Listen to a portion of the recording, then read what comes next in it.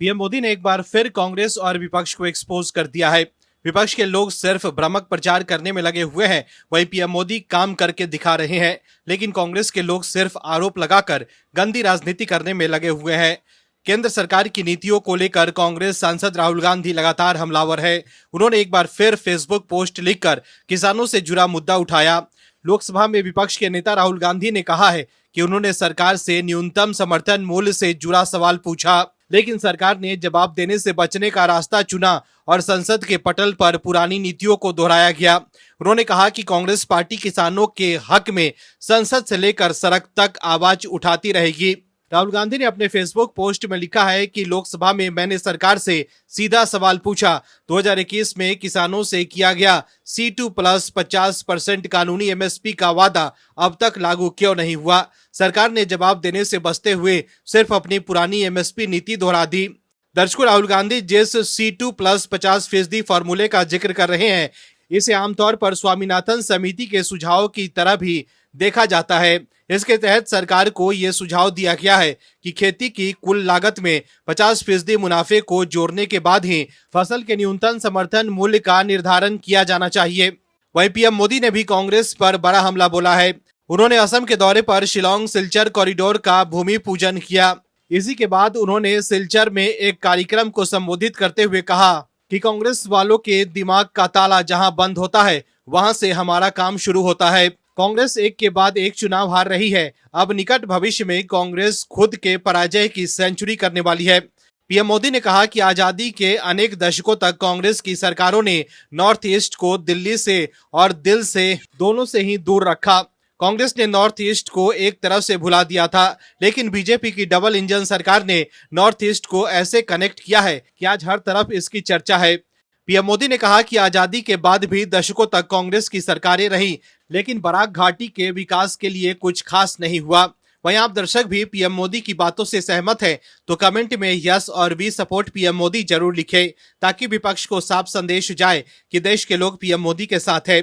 इस खबर में आगे आपको बताएंगे सब कुछ डिटेल में कि कैसे कांग्रेस बैकफुट पर आ गई है। तो बने रहिए हमारे साथ अंत तक और देखिए हमारी ये खास रिपोर्ट। साथ ही आप दर्शकों से विनम्र निवेदन है कि अगर अब तक आपने चैनल को सब्सक्राइब नहीं किया है तो अभी कर लीजिए। दर्शकों, विपक्ष के लोग सिर्फ अफवाह फैलाकर राजनीति चमकाने की कोशिश कर रहे हैं। विपक्ष के लोग LPG गैस की कमी को लेकर सरकार को घेर रहे हैं, लेकिन सरकार ने क्रूड ऑयल और LPG पर ताजा अपडेट दिया है। पेट्रोलियम और प्राकृतिक गैस मंत्रालय में संयुक्त सचिव सुजाता शर्मा ने बताया है कि घबराहट में LPG गैस सिलेंडर बुकिंग के मामले बढ़े हैं। यह आंकड़ा एक दिन बाद बढ़कर 88 लाख हो गया है। ये पैनिक बुकिंग का संकेत देता है। वहीं मंत्रालय की ओर से ये फिर दोहराया गया है कि भारत में पेट्रोल और डीजल का पर्याप्त भंडार है। ईरान युद्ध के बीच इसकी जमाखोरी करने की जरूरत नहीं है। वहीं पीएम मोदी ने पश्चिम बंगाल की राजधानी कोलकाता में लगभग 18,680 करोड़ रुपए की कई विकास योजनाओं का उद्घाटन और शिलान्यास किया। इस दौरान उन्होंने ममता बनर्जी के नेतृत्व वाली TMC सरकार पर भी जमकर हमला बोला। पीएम मोदी ने कोलकाता में मेगा रैली को संबोधित किया और राज्य में जंगल राज्य से खात्मे करने की बात कही। पीएम मोदी ने यह भी कहा कि आज ब्रिगेड ग्राउंड से नए बंगाल की क्रांति का बिगुल बज गया है। बंगाल में बदलाव अब दीवारों पर भी लिख चुका है और बंगाल के लोगों के दिलों में छप चुका है। अब बंगाल से निर्मम सरकार का अंत होकर रहेगा। अब बंगाल से महाजंगल राज का खात्मा होगा। वहीं सुप्रीम कोर्ट से एक बड़ी खबर सामने आई है। भारत के सुप्रीम कोर्ट ने कामकाजी महिलाओं और छात्राओं के लिए पीरियड्स लीव की मांग वाली एक याचिका खारिज कर दी है। जजों ने कहा है कि अगर ऐसा कानून बनाया गया तो कोई भी महिलाओं को नौकरी पर रखने से हिचकिचाएगा। CJI सूर्यकांत की अगुवाई वाली 2 जजों की बेंच ने कहा कि अनिवार्य छुट्टी देने से युवा महिलाओं को ये महसूस हो सकता है कि वो अपने पुरुष सहकर्मियों के बराबर नहीं है। ये उनके प्रोफेशनल तरक्की के लिए नुकसानदेह हो सकता है। भारत में पीरियड्स लीव के मुद्दे पर समाज में ध्रुवीकरण जैसी स्थिति रही है। कुछ लोग अदालत की राय से सहमत हैं और कुछ का कहना है कि पीरियड्स के मुश्किल भरे दौर में 1-2 दिन की छुट्टी महिलाओं के लिए मददगार हो सकती है। वहीं आप दर्शकों की इस पर क्या राय है, कमेंट में जरूर बताइए। पीएम नरेंद्र मोदी ने भारत में रसोई गैस की स्थिति को लेकर दहशत फैलाने की कोशिश करने वालों पर जमकर निशाना साधा है। पीएम मोदी ने कहा कि ऐसे लोग न केवल जनता के सामने खुद को बेनकाब कर रहे हैं, बल्कि देश को भी नुकसान पहुंचा रहे हैं। NAXT समिट को संबोधित करते हुए प्रधानमंत्री मोदी ने यह भी कहा कि पश्चिम एशिया में मौजूदा संकट से कोई भी देश अछूता नहीं है और भारत सरकार की ऊर्जा सुरक्षा सुनिश्चित करने के लिए हर संभव प्रयास किए जा रहे हैं। दर्शकों, राहुल गांधी और विपक्ष के लोग ये दावा कर रहे हैं कि देश में एलपीजी संकट बहुत ज्यादा गहरा गया है, लेकिन लोकसभा में एलपीजी और संभावित ऊर्जा संकट के मुद्दे पर चर्चा के दौरान केंद्रीय वित्त मंत्री निर्मला सीतारमण ने विपक्ष पर तीखा हमला बोला। उन्होंने कहा कि सरकार ने देश में किसी भी अप्रत्याशित स्थिति से निपटने के लिए पूरी तरह से तैयारी कर ली है, लेकिन विपक्ष संसद में गंभीर चर्चा सुनने के बजाय हंगामा करने में लगे हुए हैं। लोकसभा में बोलते हुए वित्त मंत्री ने यह भी कहा कि विडंबना है कि जब सरकार सप्लाई चेन में संभावित रुकावटें और एलपीजी की उपलब्धता जैसे अहम मुद्दों पर अपनी तैयारी बता रही है, तब भी विपक्ष उनका जवाब सुनने के लिए तैयार नहीं है। उन्होंने विपक्ष पर तंज कसते हुए यह भी कहा कि वो अपना ही एजेंडा चलाना चाहते हैं, संसद की सीढ़ियों पर बैठकर चाय पीते हैं और एलपीजी के बारे में बात करते हैं। यही है हमारा विपक्ष। वहीं पीएम मोदी के एक फोन से कांग्रेस में खलबली मच गई है। दर्शकों, कांग्रेस ने ईरानी राष्ट्रपति पेजेश्कियन के साथ प्रधानमंत्री नरेंद्र मोदी की बातचीत के एक दिन बाद यह आरोप लगाया है कि प्रधानमंत्री ईरान के सर्वोच्च नेता रहे अयतुल्ला अली खामनेई की हत्या पर अब तक मौन है, क्योंकि वो अपने अमेरिकी और इजरायली दोस्तों को नाराज नहीं करना चाहते। बता दें कि प्रधानमंत्री नरेंद्र मोदी ने गुरुवार को ईरानी राष्ट्रपति से फोन पर बातचीत भी की थी और युद्ध रुकवाने के लिए बातचीत की जरूरत पर जोर भी दिया था तथा नागरिकों के मारे जाने पर चिंता भी जताई थी। इसको लेकर कांग्रेस महासचिव जयराम रमेश ने एक्स पर पोस्ट करते हुए ये लिखा कि ईरान के संवैधानिक प्रमुख अयतुल्ला अली खामनेई की 28 फरवरी 2026 को अमेरिका और इजरायल द्वारा हत्या कर दी गई। प्रधानमंत्री मोदी मौन है, विदेश मंत्री मौन है, संसद में अब तक शोक प्रस्ताव भी नहीं रखा गया है। कांग्रेस नेता जयराम रमेश ने यह भी कहा कि भारत ने खाड़ी देशों पर ईरान के हमलों की सही तरह से निंदा की है, लेकिन ईरान पर हुए अमेरिका और इजरायल के हमले पर पूरी तरह से चुप्पी साध रखी है। कांग्रेस ने यह भी कहा कि यह भी याद रखा जाना चाहिए कि ईरान ब्रिक्स प्लस मंच का हिस्सा है, जिसकी अध्यक्षता इस वर्ष भारत के पास है। जयराम रमेश ने यह भी कहा कि मई 2024 में ईरान के राष्ट्रपति इब्राहिम रईसी की एक रहस्यमय हेलीकॉप्टर दुर्घटना में मृत्यु हो गई थी। तब मोदी सरकार ने 21 मई 2026 को एक दिन के राजकीय शोक की घोषणा की थी और संसद में 1 जुलाई 2024 को जब सत्र शुरू हुआ तब शोक प्रस्ताव भी रखा गया था। अब वो हिचकिचाहट क्यों दिखा रहे हैं? उन्होंने ये भी आरोप लगाया कि इसमें कोई संदेह नहीं कि एक कॉम्प्रोमाइज्ड प्रधानमंत्री अपने अमेरिकी और इजरायल दोस्तों को नाराज करने से बचना चाहते हैं। दर्शकों, खामनेई की तो हत्या हो गई, खामनेई दुनिया छोड़कर चले गए, लेकिन जाते जाते खामनेई ने कांग्रेस की पोल जरूर खुलवा दी है, क्योंकि खामनेई की हत्या के बाद जिस तरह से कांग्रेस ने हाय तौबा मचा के रखी हुई है और प्रधानमंत्री मोदी पर निंदा ना करने के लिए जिस तरह से कांग्रेस के लोग निशाना साध रहे हैं, उससे ये बिल्कुल साफ है कि कांग्रेस को सिर्फ अपने वोट बैंक से मतलब है और कांग्रेस तुष्टीकरण के चक्कर में लगी हुई है। लेकिन प्रधानमंत्री मोदी ने यह बता दिया है कि विदेश नीति वोट बैंक खुश करने के हिसाब से तय नहीं होती है। इजरायल ने हमेशा खुलकर भारत का साथ दिया है। वहीं प्रधानमंत्री मोदी ने एक्स पर पोस्ट करते हुए ये भी बताया था कि उन्होंने ईरानी प्रेसिडेंट से बातचीत की है। वहीं पीएम मोदी के इस पोस्ट को एक्स पर शेयर करते हुए कांग्रेस आईटी सेल की प्रमुख सुप्रिया श्रीनेत ने एक्स पर पोस्ट करते हुए ये लिखा है कि क्या आपके पास ये ट्वीट करने के लिए ट्रंप की अनुमति है? क्या आखिरकार ईरान से बात करने के लिए आपको राहुल गांधी की सलाह लेनी पड़ी? पूरे भारत में एलपीजी की भारी किल्लत जारी है, आपकी क्या योजना है? आप भारत के लिए स्ट्रेट ऑफ हॉर्मुज क्यों नहीं खुलवा पाए? अमेरिका आपको ब्लैकमेल क्यों कर रहा है? तो देखा आपने कैसे कांग्रेस के लोग तिलमिलाए हुए हैं और अफवाह फैला रहे हैं कि देश में एलपीजी की भारी किल्लत है, लेकिन सरकार और पीएम मोदी ने विपक्ष को एक्सपोज कर दिया है।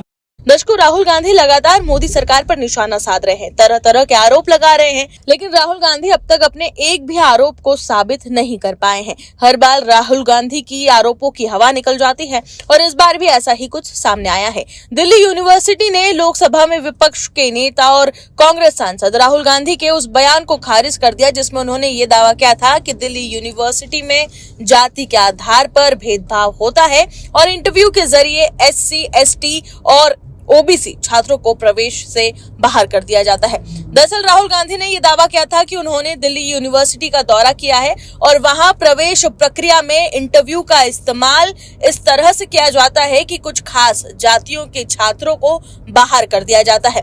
उन्होंने कहा था कि मैं दिल्ली यूनिवर्सिटी गया था, वहां इंटरव्यू इस तरह डिजाइन किए जाते हैं कि छात्रों को प्रवेश न मिल सके।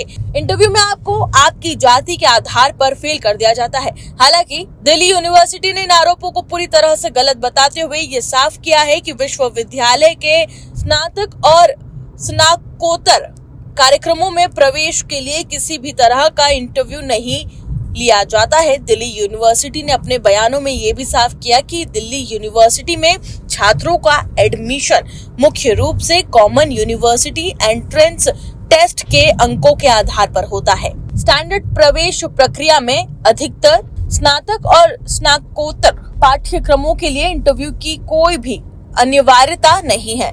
दिल्ली यूनिवर्सिटी ने यह भी स्पष्ट किया है कि जब एडमिशन में इंटरव्यू होता ही नहीं है तो इंटरव्यू के दौरान जाति के आधार पर भेदभाव का सवाल ही नहीं उठता। दिल्ली यूनिवर्सिटी द्वारा बयान में आगे ये भी कहा गया कि यदि विपक्ष के नेता राहुल गांधी का इशारा विश्वविद्यालय में होने वाली नियुक्ति जैसे कि फैकल्टी भर्ती की ओर था तो हाल के वर्षों में विश्वविद्यालय ने सभी श्रेणियों में हजारों शिक्षकों की नियुक्ति की है। दिल्ली विश्वविद्यालय ने राहुल गांधी के बयान पर कड़ा ऐतराज जताते हुए आगे ये भी कहा कि हम ऐसे बयानों का कड़ा विरोध करते हैं क्योंकि इससे विश्वविद्यालय का माहौल खराब होता है। विपक्ष के नेता को ऐसा बयान देने से पहले तथ्यों की जांच कर लेनी चाहिए थी। दर्शकों आपको बता दें कि कांशीराम की जयंती के उपलक्ष्य में इंदिरा गांधी प्रतिष्ठान में आयोजित सामाजिक परिवर्तन दिवस समारोह में राहुल गांधी ने दिल्ली विश्वविद्यालय को लेकर ये बयान दिया था, जिसके बाद दिल्ली यूनिवर्सिटी ने पलटवार किया है और पलटवार करते हुए ये भी कहा है कि बोलने से पहले फैक्ट चेक कर ले। वहीं बीते दिनों राहुल गांधी ने काशीराम को भारत रत्न देने की मांग की थी, जिस पर मायावती ने राहुल गांधी की मांग के बाद कांग्रेस को आईना दिखाते हुए लंबा चौड़ा एक पोस्ट लिखा है। मायावती ने कहा है कि जिन्होंने बाबा साहब भीमराव अंबेडकर को भारत रत्न लायक नहीं समझा और मान्यवर काशीराम के निधन पर एक दिन का शोक तक नहीं मनाया, जबकि कांग्रेस की सरकार थी, ऐसे में राहुल गांधी किस मुंह से मान्यवर काशीराम जी के लिए ऐसी बातें कह रहे हैं। बहरहाल सिर्फ कांग्रेस ही नहीं, अखिलेश यादव भी लगातार काशीराम को अपना बनाने पर तुले हुए हैं। अखिलेश यादव तो काशीराम और मुलायम को एक साथ लेकर चल रहे हैं और काशीराम की जन्म जयंती पर बाकायदा कार्यक्रम भी कर रहे हैं। तो देखा आपने कैसे राहुल गांधी को दिल्ली यूनिवर्सिटी ने तो करारा जवाब दिया ही, साथ ही मायावती ने भी उन्हें आईना दिखाने का काम किया है। दर्शकों, हर वक्त राहुल गांधी बिना कोई तथ्य के आरोप लगाते रहते हैं ताकि उन्हें सियासी माइलेज मिल सके। राहुल गांधी अपने समर्थकों को ये दिखाने की कोशिश करते हैं कि वो लगातार नए नए खुलासे कर रहे हैं, लेकिन हर बार वो खुद एक्सपोज हो जाते हैं। दर्शकों, कांग्रेस के लोग विदेश नीति पर सवाल उठा रहे हैं। कांग्रेस ने ईरानी राष्ट्रपति मसूद पेजिशकियन के साथ पीएम नरेंद्र मोदी की बातचीत के एक दिन बाद यह आरोप लगाया है कि प्रधानमंत्री ईरान के सर्वोच्च नेता रहे अयतुल्ला अली खामनेई की हत्या पर अब तक मौन है, क्योंकि वो अपने अमेरिकी एवं इजरायली दोस्तों को नाराज नहीं करना चाहते। कांग्रेस महासचिव जयराम रमेश ने एक्स पर पोस्ट करते हुए ये लिखा है कि ईरान के संवैधानिक प्रमुख अयतुल्ला खामनेई की 28 फरवरी 2026 को अमेरिका और इजराइल द्वारा हत्या कर दी गई। प्रधानमंत्री मौन है, विदेश मंत्री भी मौन है, संसद में अब तक शोक प्रस्ताव तक नहीं रखा गया है। वहीं दूसरी तरफ कांग्रेस सांसद शशि थरूर ने पश्चिम एशिया संकट पर प्रधानमंत्री नरेंद्र मोदी और उनकी सरकार की ओर से की जा रही शांति पहलों की सराहना की है। पीएम मोदी ने ईरानी राष्ट्रपति मसूद पेजिशकियन समेत खाड़ी के कई देशों के प्रमुखों से हाल में वहां के हालातों पर बात की है।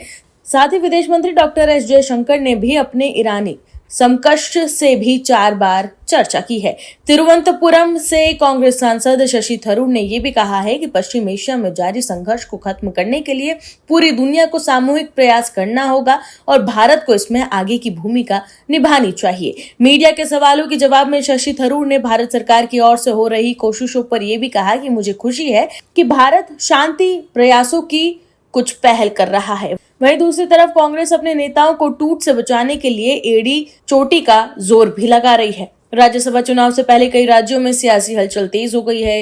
क्रॉस वोटिंग और हॉर्स ट्रेडिंग की आशंका के बीच कांग्रेस ने अपने विधायकों को सुरक्षित स्थानों पर भेजने की रणनीति अपनाई है। ओडिशा में जहां पार्टी ने अपने 9 विधायकों को कर्नाटक के बेंगलुरु भेज दिया है, वहीं हरियाणा में कांग्रेस ने अपने विधायकों को शिमला रवाना कर दिया है ताकि वोटिंग तक पार्टी एकजुट बनी रहे।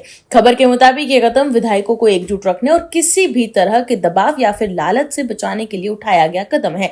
बताया गया है कि कांग्रेस के कुल 16 विधायकों में से 9 विधायक बेंगलुरु पहुंच चुके हैं। वहीं शुक्रवार को विधानसभा की कार्यवाही के दौरान केवल 5 कांग्रेस विधायक ही मौजूद रहे। ओडिशा के 8 विधायकों और उनके परिवारों को बेंगलुरु दक्षिण जिले के बिदादी इलाके में स्थित वंडरला रिजॉर्ट भेजा गया। जानकारी के अनुसार ओडिशा के ये विधायक कर्नाटक के डिप्टी सीएम की देखरेख में हैं। दर्शकों, कांग्रेस और विपक्ष के लोग चुनाव आयोग को हटाने की कोशिश कर रहे हैं, लेकिन पहले कांग्रेस के नेताओं को एकजुट रखने पर इन्हें ध्यान देना चाहिए। वहीं लोकसभा में नेता प्रतिपक्ष राहुल गांधी के नेतृत्व में विपक्षी सांसदों ने संसद परिसर में प्रदर्शन किया था। इस दौरान प्रदर्शन कर रहे सांसदों के चाय पीते और बिस्किट खाते हुए वीडियो सामने आए हैं। इस मुद्दे पर सियासी घमासान अब बहुत तेज हो गया है। बीजेपी ने इस मुद्दे को उठाते हुए राहुल गांधी पर कार्रवाई की मांग भी की है। बीजेपी सांसद निशिकांत दुबे ने नेता प्रतिपक्ष राहुल गांधी समेत विपक्षी सांसदों पर यह आरोप लगाया है कि मकर द्वार पर किसी भी तरह के धरना प्रदर्शन पर रोक के बावजूद भी ये लोग पिकनिक करते हुए यहाँ पर दिखाई दिए। कुल मिलाकर देखें तो हर तरफ से कांग्रेस घिरती हुई जा रही है। Bureau report, OMH news. आप दर्शकों से विनम्र निवेदन है कि चैनल को सब्सक्राइब जरूर करें